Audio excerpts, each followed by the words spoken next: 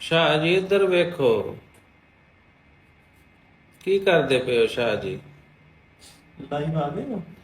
वो ਅਸੀਂ लाइव आए। अस्सलाम वालेकुम दोस्तों, क्या हाल चाल है यार? कोई बंदा जो हमेशा लाइव आता है वो उससे थोड़ी ट्रेनिंग, चाय दे या पानी ਦੇ ਗਲਾਸ ਤੇ ਕੋਈ ਸਾਨੂੰ ਚੀਜ਼ਾਂ ਸਿਖਾ ਦੇ। ਟਿਕਟੋਕ ਤੇ ਲਾਈਵ ਕੀ ਸੀਨ ਹੁੰਦਾ ਹੈ, ਥੋੜਾ ਪਤਾ ਚੱਲੇ ਨਾ ਕਿੰਨਾ ਲਾਈਵ ਆਈਦਾ ਹੈ। ਸਾਨੂੰ ਪਤਾ ਹੀ ਨਹੀਂ ਲੱਗ ਰਿਹਾ ਹੈ ਕਿ ਫੁੱਲ ਵੱਜਣੇ ਨੇ ਕਿ ਸ਼ੇਰ ਵੱਜਣੇ ਨੇ, ਗੱਡੀਆਂ ਵੱਜਣੀਆਂ ਨੇ। ਸ਼ਾਹ ਜੀ ਉਹ ਇੱਥੇ ਆਣਗੇ ਪੈਸੇ, ਡਾਲਰ ਸਿੱਧੇ ਹੀ ਆਣੇ ਨੇ ਜਾਂ ਕੀ ਸੀਨ ਹੈ? ਉਹ ਇਹ ਆ ਰਹੇ ਥੱਲੇ ਆਪਸ਼ਨ, ਇਹ ਕਿ ਸ਼ਾਹ ਜੀ ਇਦਾਂ ਕਰਕੇ ਕੀ ਆ ਰਿਹਾ? Keep going, we are letting more viewers know you are live, travel with Syed joint.